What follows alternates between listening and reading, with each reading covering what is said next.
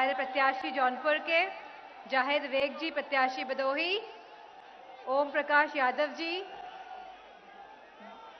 विकास यादव जी, शोभनाथ यादव जी, प्रदीप यादव जी, गुलाम शकुद्दीन अंसारी जी, सुनीता यादव जी, संजय लाठर जी, उदयवीर सिंह जी, सुनील यादव जी, अतुल प्रधान जी, बिजमा यादव जी, एबाद जी, राजा चतुर्वेदी जी और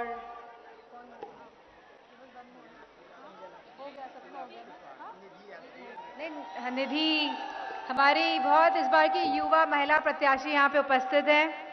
ऋचा, पूजा यादव, निधि यादव और ऋचा सिंह जी, सभी हमारे आदरणीय बुजुर्गजन आज जो यहाँ पे उपस्थित हैं, हमारे सभी समाजवादी पार्टी के नेतागण छोटे वाले मंच में उधर जो बैठे हुए हैं, और हमारे सभी माताएं बहनें आज जो यहाँ पे आई हैं, हमारे सभी युवा साथी, आप सभी को बहुत बहुत धन्यवाद और आभार कि आप इतनी संख्या में आज आए हैं और एक ऐतिहासिक सभा होने जा रही है। इस चुनाव की ये मेरी आखिरी और ऐतिहासिक सभा जो आज हुई है, आप सबको मैं बहुत बहुत धन्यवाद और आभार। अब आप हमारे प्रत्याशी, दोनों प्रत्याशी आज उपस्थित हैं, बिन जी और जाहिद वेग जी। आप इन दोनों को तो यहां से जिता के भेजेंगे ही, लेकिन दोबारा मुख्यमंत्री कौन बनेगा? तो ये आपके दोबारा मुख्यमंत्री बनने का भी चुनाव है। तो मैं समझती हूँ जितने लोग आज ये आए हैं, ये आप सबका चुनाव है। और अभी तक तो हम वोट मांगने थे सरकार बनाने के लिए, लेकिन साइकिल अब आगे निकल चुकी है। और कितना मजबूत आप करेंगे इसको, और जितना मजबूत आप करेंगे उतनी मजबूत सरकार बनने जा रही है समाजवादी पार्टी की। तो मैं समझती हूँ अब ये आप सबकी जिम्मेदारी है कि हमारे प्रत्याशी को तो जिताना ही है और दोबारा अखिलेश यादव जी को मुख्यमंत्री बनाने का काम करना है। समाजवादी पार्टी ने इस बार बहुत संतुलन बना के काम किया है। जहां हमने अपने शहरों में विकास कार्य किए हैं, वहीं अपने गांव में भी विकास कार्य करे हैं और गांव के लोगों को सीधे योजनाओं से जोड़ने का काम किया है। और समाजवादी काम पे अब लोगों को भरोसा है। जहां 108 एम्बुलेंस पहुंचाने का काम किया है बिना मतभेद के, आने वाले समय में आप लोगों की गाय भैंसों के लिए डॉक्टर और दवाई एम्बुलेंस में फोन मिलाने पे घर पहुंचाने का काम करेंगे। अब और ऐसा भरोसा लोगों का है, ऐसा भरोसा लोगों को समाजवादी पार्टी पे, आपके अखिलेश भैया पे है कि प्रधानमंत्री जी को 3-3 बार रोड शो करने की जरूरत पड़ रही है बनारस में। और जो समाजवादी पार्टी और कांग्रेस पार्टी का जो रोड शो हुआ है, क्योंकि मैं खुद वहां उपस्थित थी और हमारे कई यहाँ पे युवा साथी वहां पे उपस्थित थे, ऐसा ऐतिहासिक रोड शो मैं समझती हूँ देश में कभी आज तक की तारीख में नहीं हुआ है। और ऐसा रोड शो जिसकी वजह से प्रधानमंत्री जी को 30 बार, आज तीसरी बार रोड शो करने निकलना पड़ रहा है। तो मैं समझती हूँ समाजवादी पार्टी की सरकार तो 100% बन ही रही है। और जहां हम 108 एम्बुलेंस सेवा शुरू करी है, वहीं हमने अपने बच्चों को लैपटॉप देने का काम किया है और साथ में आने वाले समय में हर गरीब परिवार के घर में एक स्मार्टफोन पहुंचाने का भी काम करेंगे। और ये स्मार्टफोन हम लोग इसलिए देना चाहते हैं कि आप लोगों को जानकारी प्राप्त कैसे हो, आप लोग सीधे सरकार से जुड़े और जो भी योजनाएं चलाई जा रही हैं सरकार द्वारा, उसका लाभ आप उठा पाए। इसलिए हर घर में स्मार्टफोन पहुंचाने की योजना समाजवादी पार्टी की सरकार बनने पर करेंगे। काम में तो समाजवादी पार्टी का कोई मुकाबला ही नहीं है। और इस बार जो सरकार बनी थी, तो जो भी घोषणा पत्र में लिखा गया था, मैं समझती हूँ सब कामों को जमीन पर उतारने का काम आपके अखिलेश भैया ने किया है। और जहां विपक्षी दल अपराध की बात करते हैं, उत्तर प्रदेश में काहे की बात कर रहे हैं आजकल, जब मुंह खोलते हैं जहर उगलते हैं। और काहे की बात करते हैं, उत्तर प्रदेश में अपराध और कानून व्यवस्था अच्छी नहीं है। तो मैं कहना चाहूंगी जो लोग ये झूठे आंकड़े देते हैं मंचों से, तो मैं उन लोगों को कहना चाहूंगी कि हमारा उत्तर प्रदेश और अन्य प्रदेशों से कानून व्यवस्था में बहुत अच्छा है और अपराध के मामलों में हमारा प्रदेश 22वें स्थान पर है और महिलाओं के साथ अपराध में हमारा प्रदेश 28वें स्थान पे है। तो जो लोग झूठे आंकड़े पेश करते हैं मंचों के द्वारा और जो लोग हमारे प्रदेश को बदनाम कर रहे हैं, मैं समझती हूं इन कामों को कारनामा कहा जाता है। कारनामे की क्या डेफिनेशन है? जो लोग झूठ बोलते हैं, झूठे आंकड़े पेश करते हैं, तो वह कारनामा कहलाता है मेरे मानने से। उसी के साथ हम लोगों ने यूपी 100 नंबर शुरू किया। ऐसी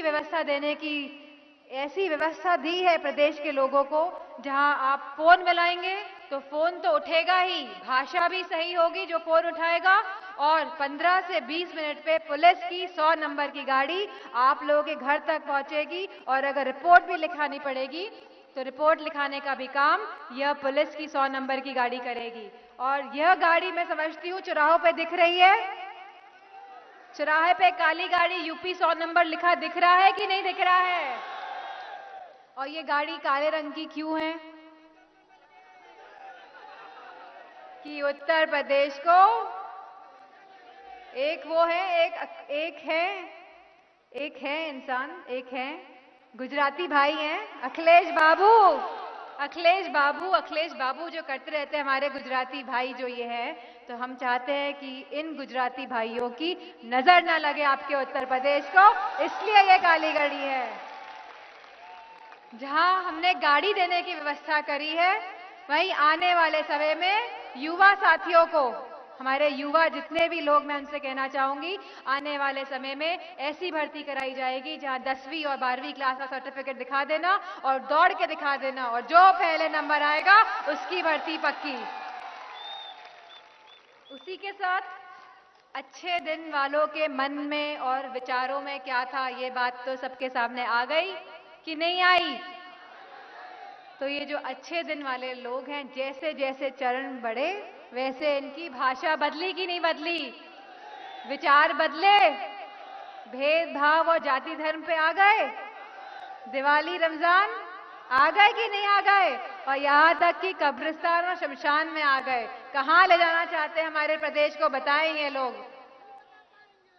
तो मैं कहना चाहूंगी जहां ये इन लोगों की भाषा बदली है और जो इनके विचार थे वे सामने आए हैं, वहीं इन लोगों के मंत्री, जितने भी मंत्री हैं, अब किन किन के नाम लूं, सारे के सारे मंत्री जब मंचों पे खड़े होते हैं झूठ बोलते हैं। मैं समझती हूँ यहाँ पे भी आया होगा कोई ना कोई, आए थे? अरे वेरी गुड। तो मैं समझती हूँ अखिलेश बाबू बोल के गए होंगे। अब सोच लीजिए उत्तर प्रदेश का मुख्यमंत्री कोई गुजराती भाई बन गया तो फिर आप लोग क्या करेंगे? कुछ कर पाएंगे? या उत्तर प्रदेश दिल्ली के रिमोट से चला फिर क्या करेंगे?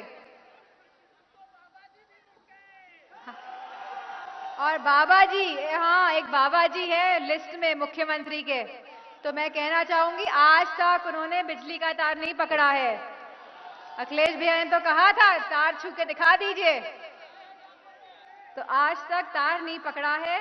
तो अब इन अच्छे दिन वालों की ना तो वाणी अच्छी है, ना बोली अच्छी है, ना भाषा अच्छी है और ना विचार अच्छे हैं। वही हम समाजवादी लोग वे लोग हैं जिन्होंने काम करके दिखाया है और बहुत काम करना चाहते हैं अपने प्रदेश के लिए। अच्छा, बिजली आ रही है कितने घंटे? 18 घंटे आ रही है, शहरों में 24 घंटे आ रही है। और आने वाले समय में गांव-गांव में हम 24 घंटे बिजली पहुंचाने का काम करेंगे।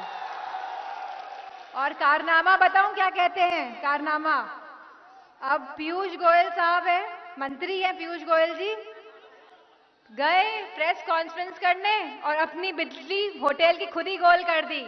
अगल बगल के घरों में बिजली आ रही है, अपनी बिजली खुद ही कटवा दी। तो इसको कारनामा कहते हैं। तो मैं कहना चाहूंगी ये लोग वो लोग हैं जो अफवाहें फैलाने में बहुत आगे हैं, जो लोगों के बीच में अफवाहें फैला के, झूठ बोल के गलत रास्ते पे ले जाने में बहुत माहिर लोग हैं, बहुत जुमलेबाज लोग हैं। अभी एक जुमलेबाज जी आए भी थे, बगल में आए थे ना।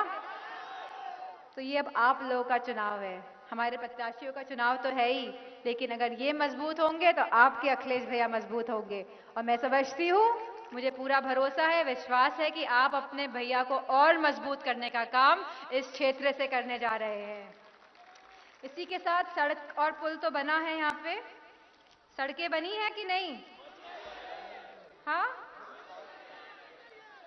और मैं समझती हूँ भदोही के बुनकरों को सड़क की मांग पूरी की गई है और कारपेट एक्सपो मार्केट जो 200 करोड़ रुपए की लागत से भी बनाकर तैयार है और 100 बेड का संयुक्त चिकित्सालय, 100 बेडेड जिला महिला चिकित्सालय, राजकीय पॉलिटेक्निक और 400 केवी औरई निर्माणाधीन है, जिसको जल्द पूरा कराया जाएगा। इसी के साथ जो भी हमारे विधायक अब बनेंगे, यहाँ से जो कार्य करेंगे कहेंगे वो कार्य कराया जाएगा इस क्षेत्र में। और आपने एक्सप्रेसवे के बारे में तो सुना ही होगा, चौड़ी वाली सड़क एक्सप्रेसवे। तो जहां ये सड़क हमने आगरा से लखनऊ पहुंचाने का काम किया है, 2 साल, मात्र 2 साल के समय में 300 किलोमीटर सड़क, जिसमें न जाने कितने गंगा पे पुल बने हैं और न जाने कितने उसमें मैं कहना चाहूंगी ऐसी चौड़ी सड़क जो पूरे देश में कहीं नहीं है, जो पूरे देश के लिए उदाहरण बनी है और जहां लड़ाकू विमान उतारे गए थे। अब वो सड़क हमको लखनऊ से गाजीपुर तक लानी है, तो क्या आप उसमें सहयोग करेंगे? और इन सड़कों के किनारों पे हम लोग बहुत बड़ी बड़ी मंडियां बनाएंगे, जिससे हमारे किसान भाइयों को उनकी उपज के सही दाम तो मिले और वो मंडियों तक अपना सामान जल्दी पहुंचा सके। साथ ही युवा साथियों के लिए ऐसे प्रशिक्षण केंद्र खोले जाएंगे जहां वे ट्रेनिंग प्राप्त कर सके और उनको सीधे रोजगार से जोड़ने का काम भी किया जाएगा। अब बिजली के मामले में भैया ने तो गंगा मैया की कसम खा ली, आपके भैया ने तो कसम खाई गंगा मैया की कि बिना मतभेद के बिजली दे रहे हैं, लेकिन क्या काशी के सांसद ने कसम खाई? आज तक नहीं खाई। ऊपर से कह दिया, पता नहीं किसने कंफ्यूज कर दिया काशी के सांसद को कि हम लोग जब मंदिर गए थे अभी विश्वनाथ जी के दर्शन करने के लिए, भोलेनाथ जी के मंदिर गए थे, तो कहा कि वहां पे बिजली ही नहीं थी। पता नहीं कौन कंफ्यूज कर देता है प्रधानमंत्री जी को, हमें समझ नहीं आ रहा है। तो मैं कहना चाहूंगी कि जहां हम लोग एक्सप्रेसवे बनाना चाहते हैं, जहां हम अपने बच्चों को लैपटॉप देना चाहते हैं, जहां हम प्राथमिक विद्यालयों में जहां हमारे गरीब किसानों के बच्चे पढ़ते हैं, वहां पे हम लोग जहां बैग दे चुके हैं, थाली दे, बर्तन दे चुके हैं और स्कूल ड्रेस भी दे चुके हैं, आने वाले समय में हम लोग 1 किलो घी और 1 किलो मिल्क पाउडर भी बच्चों को देने की व्यवस्था करेंगे। अब बुआ जी हैं, वो कह रही हैं 3 बार मुख्यमंत्री रह चुकी है, 3 बार ना 4 बार, चलिए सॉरी 4 बार मुख्यमंत्री रह चुकी हैं और 3 बार गठबंधन कर चुकी है। किसके साथ गठबंधन किया है? भाजपा के साथ। और सोच लीजिए 4थी बार भी करने के लिए राखी लेके खड़ी हुई हैं। अब उनको रोकने का काम कौन करेगा? 4थी बार राखी तो नहीं बांधने देंगे बुआ जी को भाजपा से। है तो अखिलेश जी की बुआ, तो हमारी भी बुआ लगी, लेकिन रक्षाबंधन मनाती हैं भाजपाइयों के साथ। तो मैं समझती हूँ ये अब आप लोग की जिम्मेदारी है कि आप लोगों को इस प्रदेश की दशा और दिशा तय करनी है और आप लोगों की जिम्मेदारी है कि रक्षाबंधन बनाने से भी रोकना है। और पत्थर वाली सरकार जो ये थी हमारी, जिन्होंने जिंदा में अपनी मूर्ति लगा दी, उनसे कोई उम्मीद मत रखना। कह रही हैं बच्चों को चने देंगी, कहीं पत्थर के ही चने ना खिला दें बच्चों को। तो मैं कहना चाहूंगी जहां ये आप लोगों की जिम्मेदारी है कि 4थी बार रक्षाबंधन नहीं बने, और मैं समझती हूं कोई कंफ्यूजन भी नहीं है। कंफ्यूजन है? अब हम लोगों ने कांग्रेस के साथ गठबंधन किया है, तो कोई युवा साथी किसी को भी कोई कंफ्यूजन नहीं होना चाहिए, क्योंकि समाजवादियों की सरकार बन रही है। पूरे 11 तारीख को जब रिजल्ट आएंगे, जब चुनाव के रिजल्ट्स आएंगे, तब आप लोगों को देखने को मिलेगा कि कितनी बहुमत की सरकार बन रही है। आप लोगों के सहयोग से आपकी सरकार दोबारा आ रही है। अब अच्छे दिन वाली सरकार ने क्या दिया? अच्छे दिन वाली सरकार ने कौन सा कारनामा किया? नोटबंदी का कारनामा किया है। कारनामा शब्द बहुत अच्छा लगता है इन लोगों को, तो इसीलिए हमने कहा आज कारनामे पे ही पूरी बात कर ली जाए। आखिरी सभा है इस चुनाव प्रचार की मेरी, तो कारनामा क्या, नोटबंदी देके आप लोगों को, आपकी मेहनत की कमाई का पैसा था, कोई काला धन था, सारा का सारा बैंक खातों में जमा कर लिया कि नहीं? आज तक बता पाए कि कौन भ्रष्टाचारी है, या कितना काला धन आया है, या कितने नकली नोट वापस आए हैं? बता पाए हैं आज तक? बड़े बड़े उद्योगपतियों की तो हजारों करोड़ों की मदद की जाती है और उनको विदेश भी भगा दिया जाता है। और कहां भगा दिया जाता है? विदेशों में भगा दिया जाता है। और बड़े बड़े करोड़पतियों का लाखों करोड़ रुपए का कर्ज माफ भी कर देते हैं। लेकिन 3 साल हो गए, आज तक क्यों हमारे किसान भाइयों का कर्ज माफ नहीं किया? और अब जब 3 साल बाद लौट के आए हैं, तो हमारे किसानों को क्या कांटे में फंसाने की कोशिश कर रहे हैं कि आते ही कर्ज माफ कर देंगे। तो ये आप लोगों को कांटे पे, मछली को कांटे पे फंसाते हैं, केचुआ लगा के फंसाते हैं। तो वही काम ये लोग करना चाहते हैं, लोगों को, आप लोगों के बीच झूठ बोल के। हम पूछना चाहते हैं कि हमारी मध्य प्रदेश के किसान और हमारे महाराष्ट्र के किसान, जहां सबसे ज्यादा आत्महत्याएं इसी भाजपा शासित राज्यों में किसान लोग करते हैं, आपने आज तक उन हमारे किसान भाइयों का कर्ज माफ क्यों नहीं किया?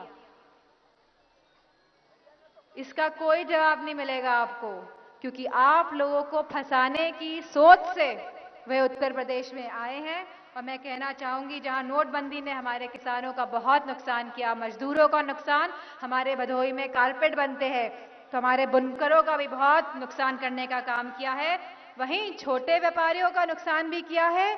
और हमारे युवा साथियों को रोजगार का कहा था, 2 करोड़ लोगों को रोजगार देंगे। मैं पूछना चाहती हूँ, रोजगार मिला अभी तक?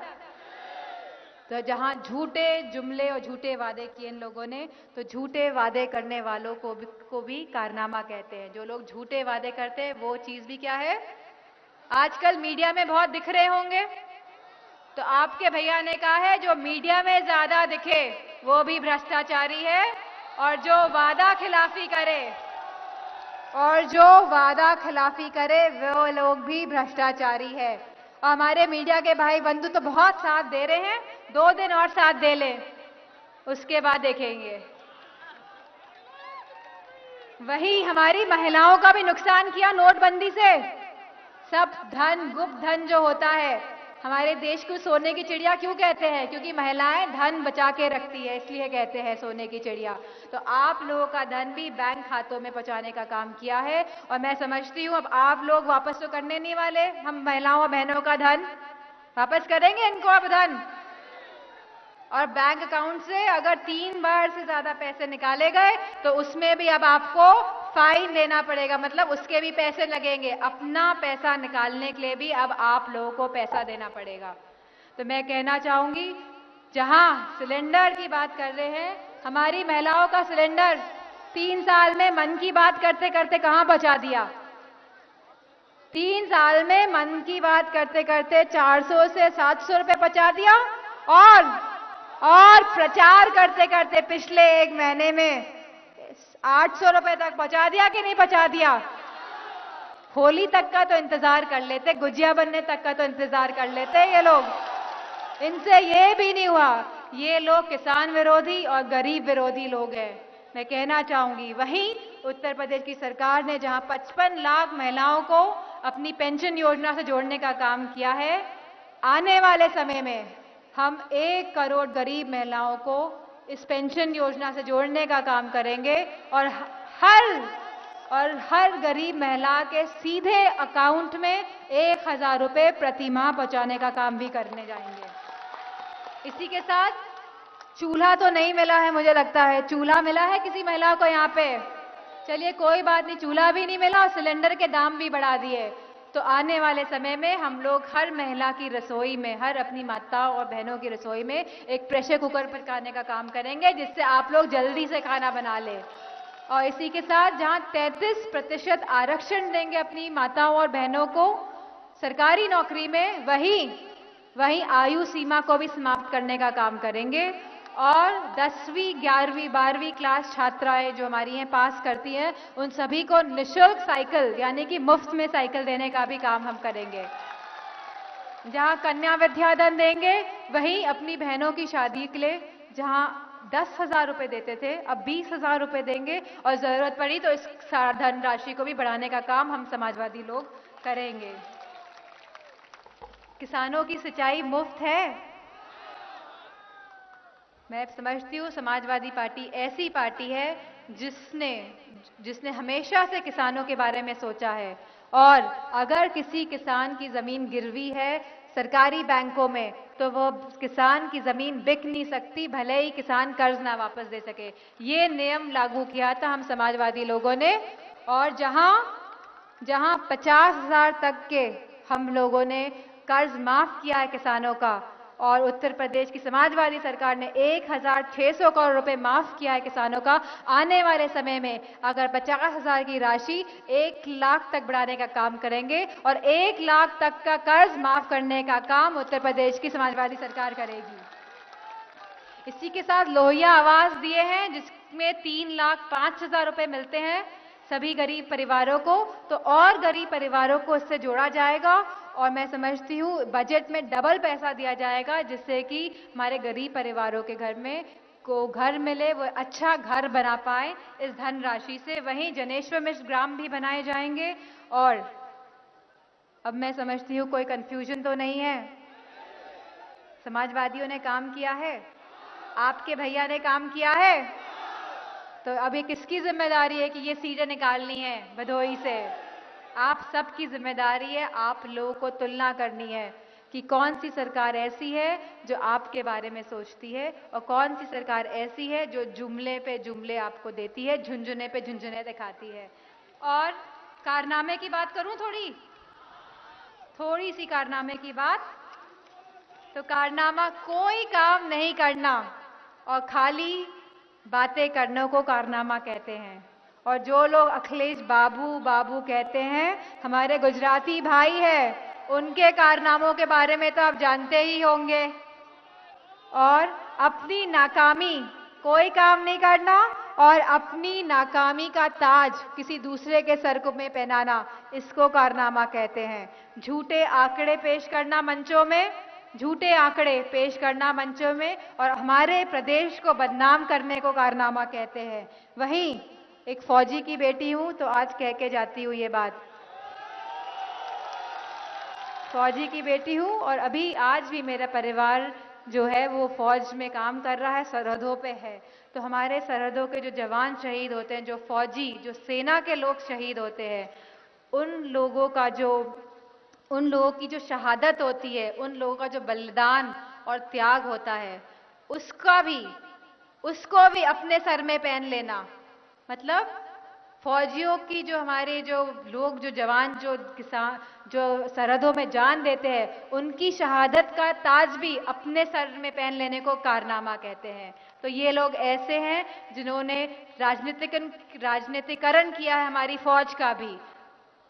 ऐसी सरकार कभी नहीं आई पूरे देश में आज तक जिन्होंने राजनीतिकरण किया है हमारी फौज का, हमारी सेना का, लाभ उठाने की कोशिश की है। हम बहुत सम्मान के साथ कहते हैं कि हम सभी, मैं समझती हूँ, अपने फौजी साथियों के साथ खड़े हैं।